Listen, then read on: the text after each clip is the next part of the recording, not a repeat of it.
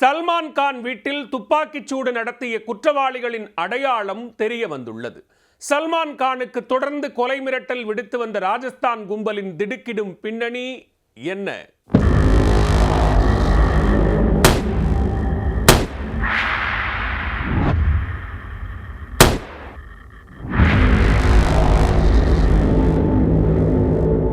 மும்பை பாந்த்ராவில் அதிகாலையில் நடிகர் சல்மான் கான் வீட்டருகே பைக்கில் வந்த 2 பேர் சரமாரியாக துப்பாக்கியால் சுட்டு தப்பிச் சென்றனர். மும்பையை உலுக்கிய இந்த சம்பவத்தால் பாலிவுட் நடிகர்களுக்கிடையே பெரும் பதற்றம் ஏற்பட்டிருக்கும் நிலையில் போலீசார் குவிக்கப்பட்டு பாதுகாப்பு பலப்படுத்தப்பட்டுள்ளது.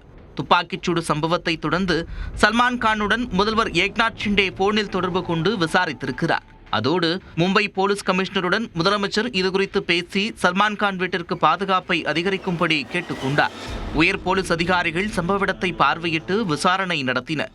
பைக்கில் வந்த மர்ம நபர்கள் யார், எதற்காக துப்பாக்கிச்சூடு நடத்தினார்கள் என போலீசார் தீவிர தேடுதல் வேட்டையில் இறங்கியிருக்கின்றனர்.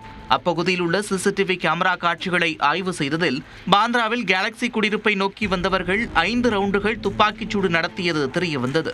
பின்னர் மெஹபூப் ஸ்டுடியோவை நோக்கி அவர்கள் இருசக்கர வாகனத்தில் சென்றிருக்கின்றனர். மெஹபூப் ஸ்டுடியோஸ் அருகே யூட்டன் எடுத்து மவுண்ட் மேரி சர்ச் நோக்கி சென்ற அவர்கள் அங்கு பைக்கை விட்டுவிட்டு ஆட்டோவில் சென்றுள்ளனர். அவர்கள் விட்டு சென்ற பைக்கை சம்பவ இடத்திலிருந்து 1 கிலோமீட்டர் தூரத்தில் போலீசார் கண்டுபிடித்திருக்கின்றனர். சிசிடிவி கேமராவில் குற்றவாளிகளின் முகம் தெளிவாக பதிவாகியிருந்ததால் அவர்களின் அடையாளம் தெரிய வந்துள்ளது. அதை கொண்டு விசாரித்த போது சல்மான் கானுக்கு நீண்ட நாட்களாக கொலை மிரட்டல் விடுத்துக் கொண்டிருக்கும் லாரன்ஸ் பிஷ்னோய் கூட்டத்தைச் சேர்ந்தவர்கள்தான் இந்த துப்பாக்கிச் சூட்டை நடத்தியிருக்கிறார்கள் என்பது தெரிய வந்தது. இவர்களால் அனுப்பி வைக்கப்பட்ட விஷால் என்பவர்தான் துப்பாக்கிச்சூடு நடத்தியிருக்கிறார் என்பதும் தெரிய வந்தது. இந்த விஷால் ஏற்கனவே குருகிராம் பகுதியைச் சேர்ந்த தொழிலதிபர் சச்சின் முஞ்சால் என்பவரை கொலை செய்த வழக்கில் தேடப்பட்டு வருகிறார். துப்பாக்கிச்சூடு நடத்திய 2 பேரும் மும்பையிலிருந்து தப்பிவிட்டதாக கூறப்படுகிறது. துப்பாக்கிச்சூடு நடந்தபோது சல்மான் கான் வீட்டில்தான் இருந்துள்ளார். அதிர்ஷ்டவசமாக அவர் உயிர் தப்பி இருக்கிறார். முன்னதாக லாரன்ஸ் பிஷ்னோயின் சகோதரர் அன்மோல் பிஷ்னோய் துப்பாக்கிச்சூட்டிற்கு பொறுப்பேற்று ஃபேஸ்புக் பக்கத்தில் பதிவிட்டுள்ளார். அவர் தனது பதிவில், இது வெறும் ட்ரெய்லர் தான், அடுத்த முறை வீட்டிற்கு வெளியே சுட மாட்டோம், இது ஒரு எச்சரிக்கை என்று குறிப்பிட்டுள்ளார். துப்பாக்கிச்சூடு சம்பவத்திற்கு பொறுப்பேற்ற முகநூல் பக்கத்தின் IP முகவரி கனடாவிலிருந்து வந்தது என்பதை தற்போது மும்பை போலீசார் கண்டுபிடித்திருக்கின்றனர். பெரிய கேங்ஸ்டர் கும்பலின் தலைவரான லாரன்ஸ் பிஷ்னோய் பஞ்சாபைச் சேர்ந்தவர். இவர் மீது ஏற்கனவே கொலை, கொள்ளை வழக்குகள் நிலுவையில் இருக்கின்றன.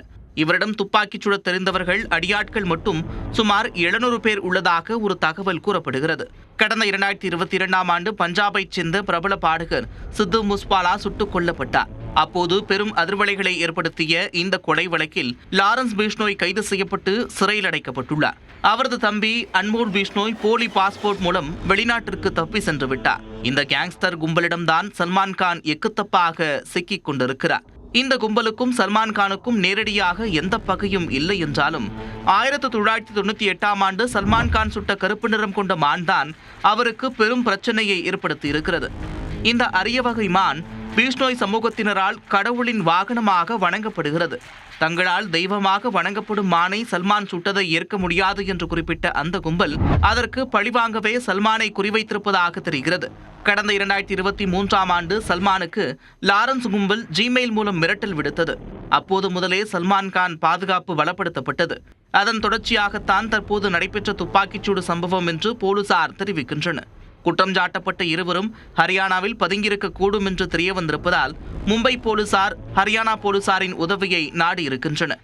இதனிடையே துப்பாக்கிச்சூடு நடத்தியவர்களுக்கு இருசக்கர வாகனத்தை விற்பனை செய்தவர் மற்றும் இடைத்தரகர் என 2 கைது செய்து போலீசார் விசாரித்து வருகின்றனர். குற்றவாளிகளின் அடையாளம் தெரிய வந்திருப்பதால் இருவரும் விரைவில் சிக்குவார்கள் என்று தெரிகிறது.